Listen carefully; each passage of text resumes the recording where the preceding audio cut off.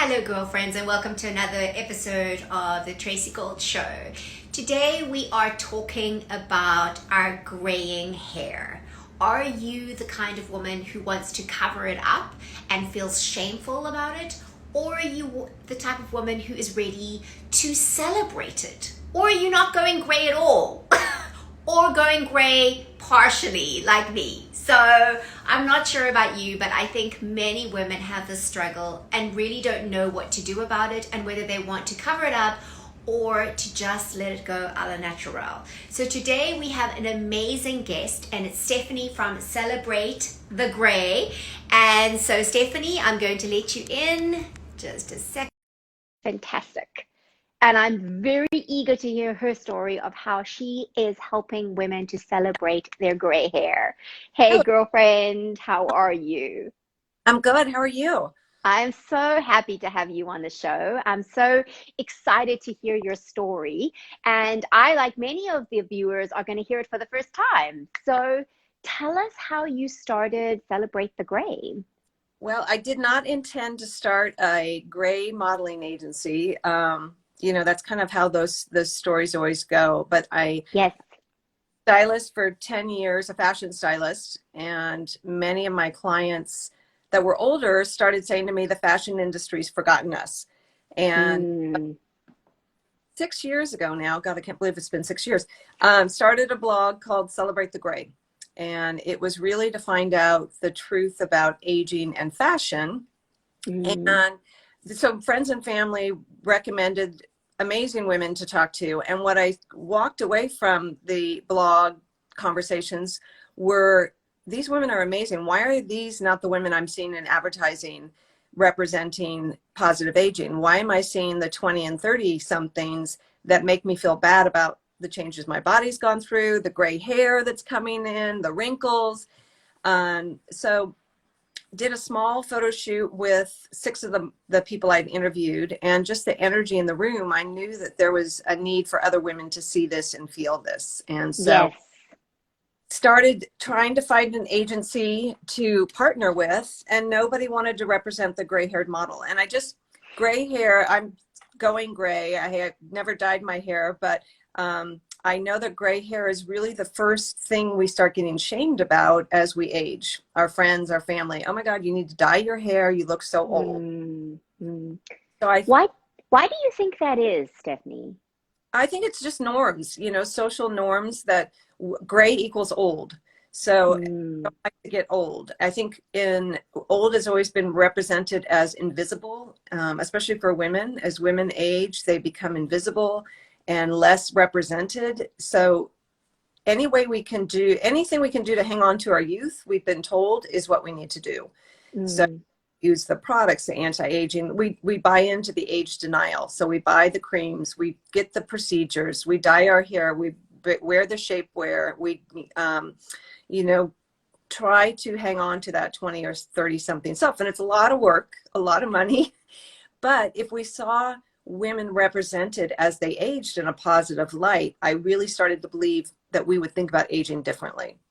that's fascinating. So, what were you starting to see? I mean, it's interesting that you came from the fashion world, and that really has, up until recently, and maybe still, I'd love to hear your take on that, is still celebrating youth as being the ideal.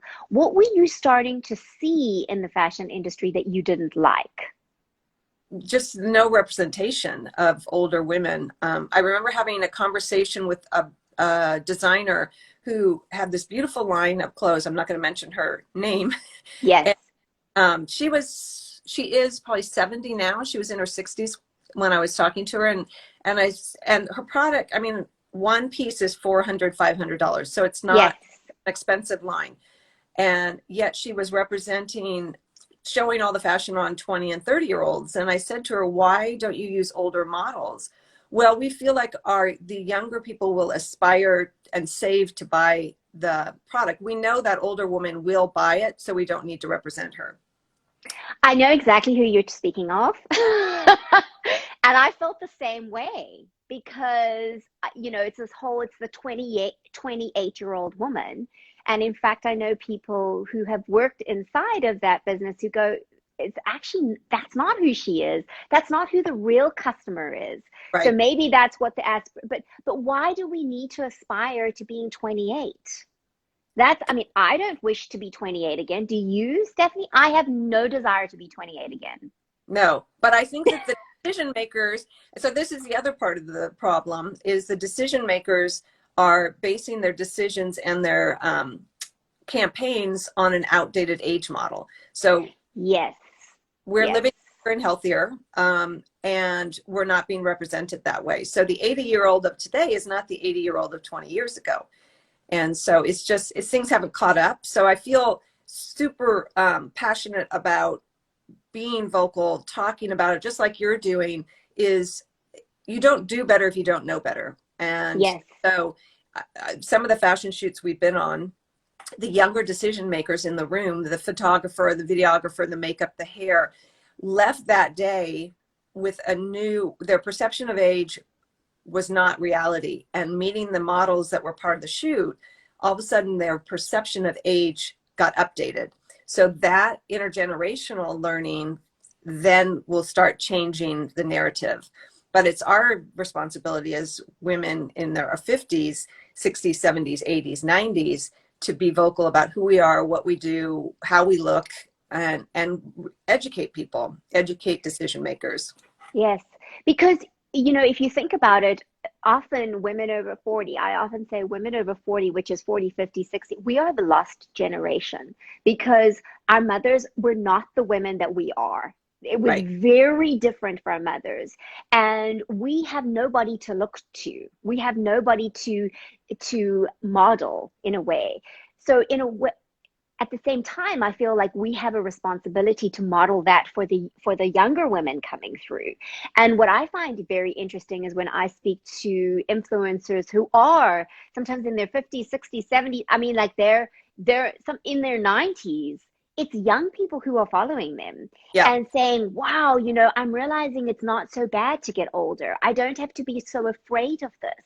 And I'm hoping that it's going to start a new generation of women claiming the different stages of their lives as opposed to being afraid of them.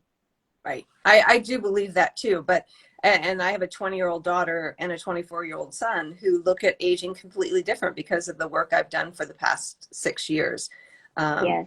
They don't equate age. Age isn't the dictator of what someone's abilities are or what their possibilities are, which I think served a lot that, oh, I can't wear that because I'm in my 50s. Oh, I can't start a business because I'm in my 70s. It's so taking those limitations away and hearing the possibilities of other people's stories Yes. inspires to age differently.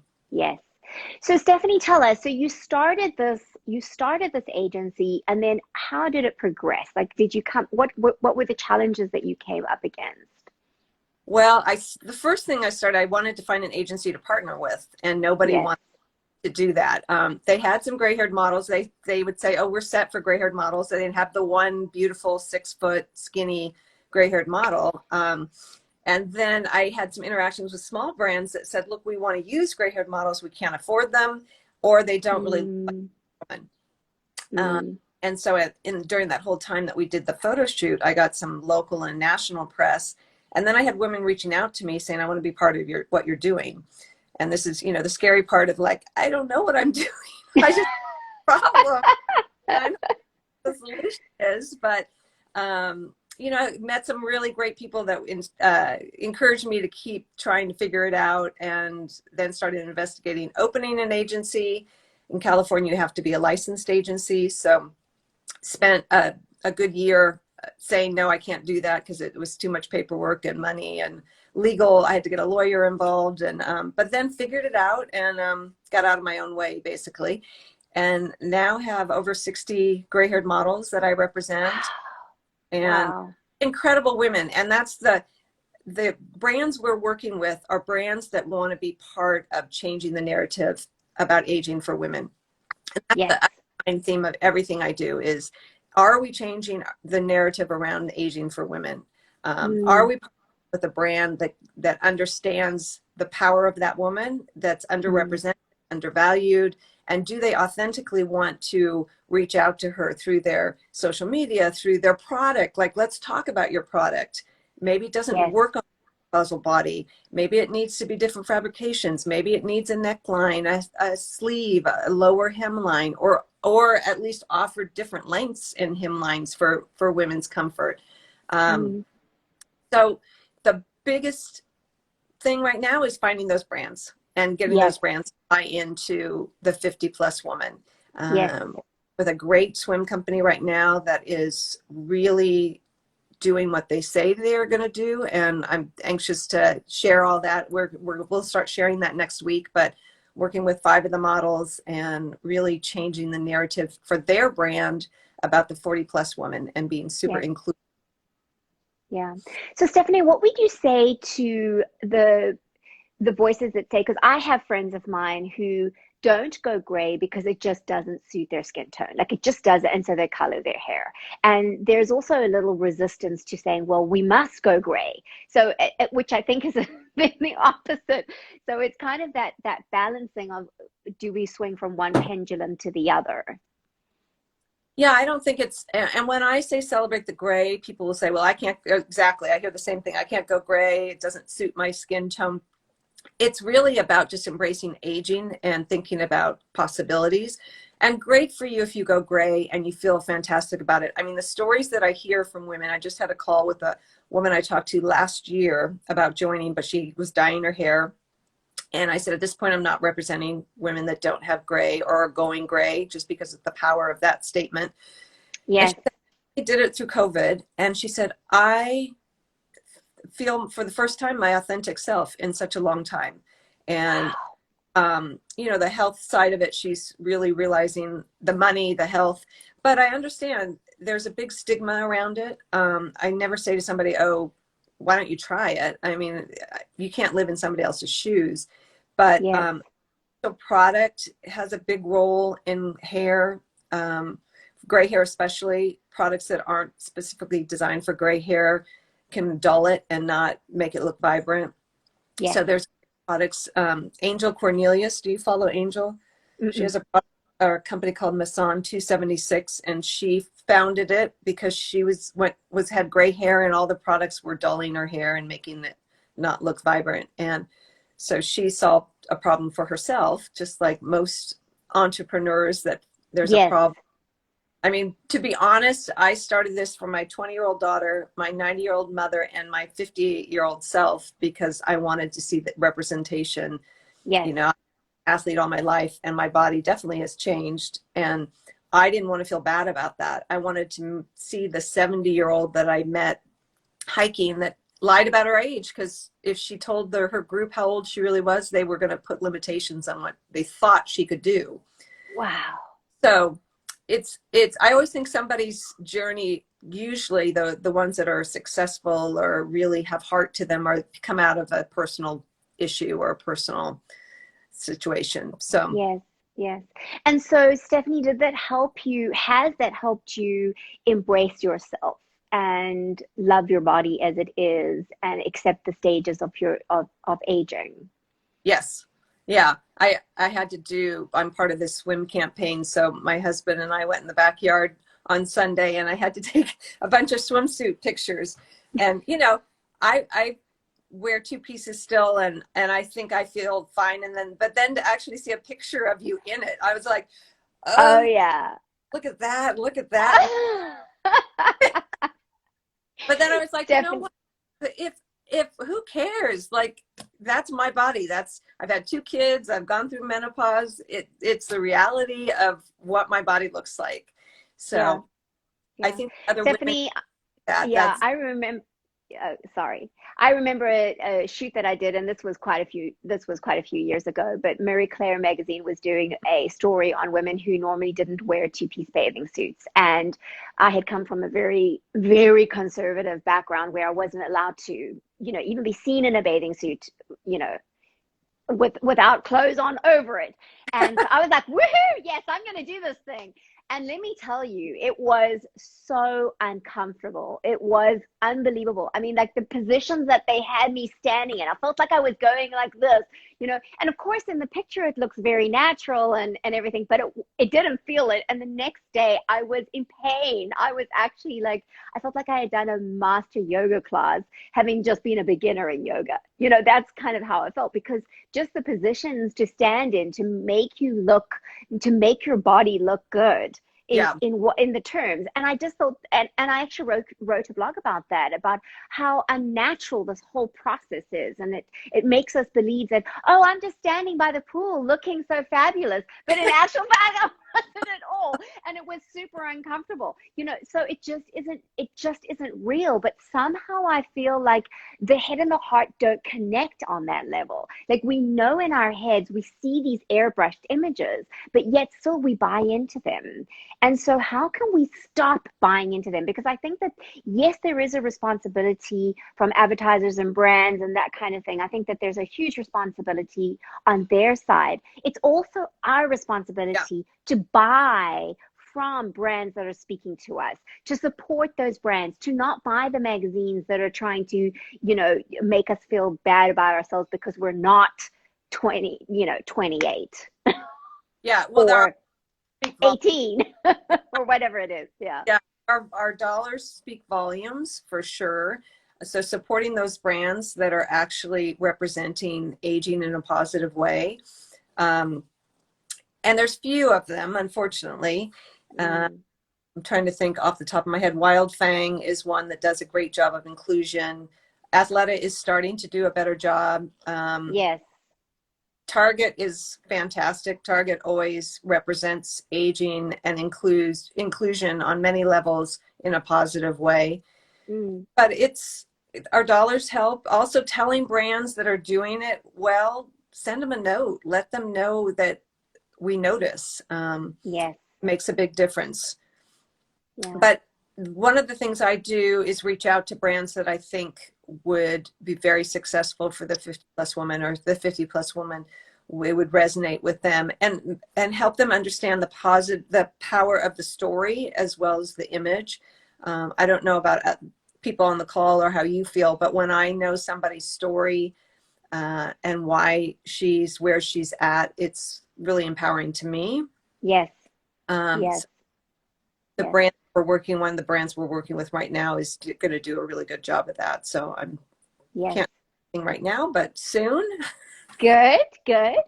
So Stephanie, what I also love about what you're saying is it's not just about using celebrities, because I feel like the culture in the US is celebrity obsessed. Like, really, really obsessed around celebrities. And if a celebrity says it or a celebrity does it, then it's got to be good. It's got to be fantastic. And I mean, as I know, so many times that's not even real either. The celebrity's not even using the product, or hasn't even tried the product, but has just been paid loads and loads of dollars to put their name on something. And so what I love about what you're doing is that you're bringing like everyday women and women that we can relate to tell their stories of going through the different processes, different stages of aging. And I mean, I'm excited to hear that. I think that there's a lot of space for that. And do you think that the audience is really ready for that? Do you think that they want to see more real people? I don't mean to say that celebrities aren't real. They are real, but their lives are, They don't work us, yeah, though. They don't. I mean, I know you follow probably all the people I follow, and you see the younger people gravitating towards older influencers. So yes, I think people want real. They want authenticity. I know that word is kind of overused, but yes, I do believe we're coming out of COVID and wanting to be, we've all kind of had a lot of time to think about who we are. I know the gray explosion happening because people couldn't get their hair dyed. So I've gotten a ton of calls for new models. So a lot of people are embracing their gray. And I hope with that comes embracing their age and not letting their age dictate what is possible. Yes. Because a lot of that messaging is given to us by others. It's stories we've been told, advertising we see dictates how we live our lives. So COVID kind of gave people more control over their own power of aging, their own Mm. age journey. Mm. It's hard if you don't have great role models. I have, a fantastic 90-year-old mother that still has a tractor and gardens 6 acres of land. And I never have ever believed she's not possible if something she doesn't have a possibility of doing something. So I think Mm. we do it to other women, and we do it to older and younger people, that we tell them they're not old enough to have an opinion. My kids taught me that during Black Lives Matter, that, they definitely had an opinion and it was time to listen. And then to Yes. older people saying, you're too old, don't do that, you'll get hurt. Like we put Mm. our perceptions become their realities. So, Yes. Yes. for Yeah. ourselves too, doing that, getting out of the thought of, oh, I'm 58, I'm too old to start a business, or I'm too old to wear that. Mm. I'll say to clients, do you feel great in it? How do you feel in it? Oh, I love Yes. it. Then wear it. Who's telling you that you can't wear that? Like, Yes. is there martial law that says you can't wear a miniskirt because you're 58? If you feel great in it, wear it. Like, Absolutely. yeah. Absolutely. I mean, I was speaking, I know you love Deborah Darling, and her and I were having conversations around rules that we like to break, age appropriate rules. I hate even that age Oh, appropriate, just drives me crazy. That and women of a certain age. I want oh, to scream. I'm like, what is a certain age exactly? It's like we can't even say it. We can't even say it. It's got to be a woman of a certain age. I mean, do we do that to men? Do we have a term men of a certain age? No. Anyway, sorry, rampage for another day. oh, But I love but the Deb, one, look great for your age. And I always say, well, what picture are you yes, looking at that you're comparing me to? exactly, exactly. So what was interesting about the conversation that Deborah and I were having was just, she was saying how sometimes people don't even have to say those things to us. They're so subtle. So, we may have grown up with a mother who always dyed her hair, Right. and never let it go gray. And so in her mind, that's what you do, is you cover up your gray. And she said what's so important is to look at where those messages have come from, and look at them and think about them and go, do I want to take that on? And one of the things I love that she said that relates to what you're saying is, when she puts something on, she doesn't say, do I, as a 59-year-old woman, like wearing this? She just goes, do I like wearing this? Yeah. And if she feels good in it, she's going to wear it. And I think that's so important, because we have received a whole lot of messages, right, Stephanie? We've had a bunch from our families, from society, from the media, from everything. And so it's really important to look at those messages, decide if they serve us. And if they don't, let them go, Right. and change it. Yeah. And when we change it for ourselves, we enable other women to do the same thing. Exactly. Yeah. And also seek out, I think Instagram's a great place to see visuals of women doing things differently. The whole silver sisterhood, silver sister. Yes. If you're contemplating going gray, like, look at women, how modern and chic they look with gray hair. I mean, gray doesn't have to equal old. If we could normalize gray hair to be another color of hair, it would empower so many women to Yes. that on. And then it would Yes. also give people that gray is just a hair color. I mean, it was great when younger people were dyeing their hair gray, because it was like, okay, this is going to normalize the whole thing. And then the Yes. and Yes. I thought that was a very interesting twist, of how younger women were starting to dye their hair platinum. And I yeah, thought that was fascinating. Yeah. yeah. Yeah. Interesting. It definitely, the stories, a good friend of mine dyes her hair black, and she was going to go gray. She started to go gray during COVID, and her mother and her daughter told her to dye her hair back. She looked too old. So those messages are so powerful, and it's very hard to get away from those. And then what we're served, all the messaging, we're served on TV to dye your hair and use wrinkle treatments. And there's an article today in Vox.com, VOX, about are wrinkles, did the pandemic make wrinkles more normal? Or I forget, but it's a great, Wow. started reading right before I jumped on with you. Mm. It'll be interesting to see what happens from the pandemic, if it's just short-lived, or people will really kind of embrace being more authentic in themselves. Yeah, I just see a comment here from his daughters is I thought that as well when the younger folks were dyeing their hair gray. Yeah. Yeah, so that's interesting. Yeah. I think, Stephanie, I think that the pandemic has changed us and it's changed the world.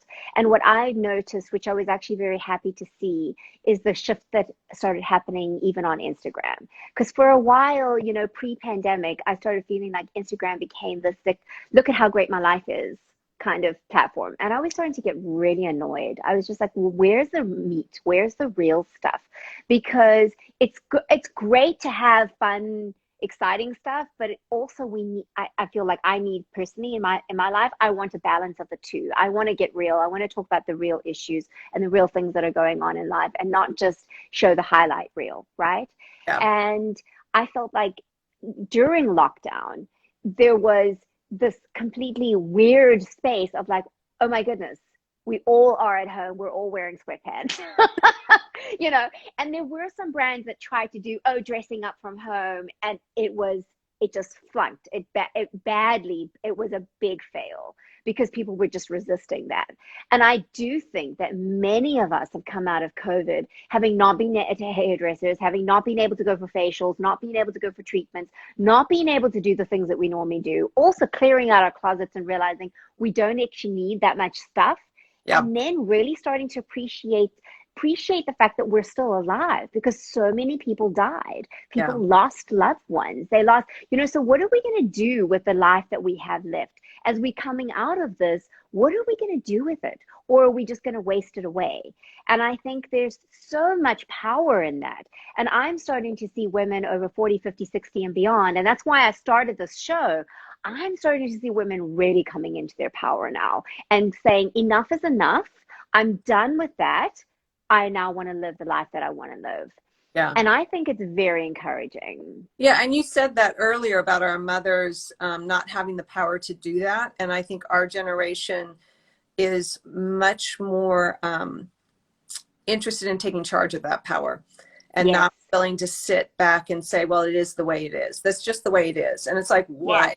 We were questioning, why is it that way? Let's change it. Let's have a dialogue and change it. And there's just amazing women, you're included. There's just this great group of women really trying to change age for other women and the way we're perceived in the world. And that's what it takes, just women standing up and saying enough is enough. These messages that we're served are usually served by male decision makers, and it's their ideal that they're seeing in their head, but it's not who we are and it's not who we want. So we have the power to change that with our dollars, our voices, and I think we're doing that. I think we are. Stephanie, this has been amazing. Thank you so much for coming on the show. And I think that this is a continual dialogue. And I think maybe we need to, you said you're working on some very interesting things, and I'd love to hear more about how the industry is changing and how we as women can start shifting the industries. And so I really want to encourage you out there, support the brands that you believe in, support the brands that are speaking to women and that are not reducing us to something that we're not, or trying to make us feel like we need to aspire to something that we aren't. And you can also, if you are new to the show, follow the show. It'll be awesome. We have amazing guests Tuesdays to Fridays at 1 p.m. EDT time. So Stephanie, thank you so much for your time. I just want to see, I just saw this one last one. It says, my daughter asked me to let my hair grow gray. Yeah, I did. And now both my daughters are graying beautifully.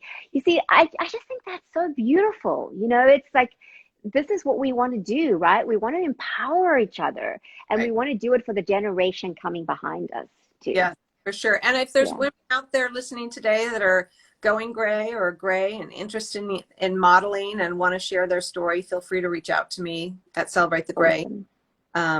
We have amazing women, and the right brands are going to represent us the right way. So that's amazing. Thanks. It's so great to meet you and be on the show. Thank you for having me and sharing my story. And I'm sure we'll do more collaborations together. I am confident that we will. Thank you so much, Stephanie. Have a lovely day. Take care to everybody. And if you want to stay updated, you can also go to tracygoldshow.com and there will be a pop-up. You can join the newsletter, the insiders list. There's lots of fun stuff coming. We also have girlfriend shopping hours on Fridays, which is specifically for women over 40, 50, 60 and beyond. And it's tip-based. So we give you lots of tips and fun things. So on Friday, I have the sexiest beauty coming on, and we're doing how to get the most perfect mask on, mask off nude lips. Oh, Because, we still sometimes, I mean, I don't know about you, Stephanie, but I live in the city, so we still have to put our mask on when we go into the subway or into a store or that kind of thing. And then your lipstick gets all messed up. So we're going to talk about the nude lip, how to do it well for any complexion, well, and that will actually stay. that lipstick industry, I think, has suffered greatly. So Absolutely. Absolutely. Yeah. Take care. Have a wonderful day. bye. Bye bye.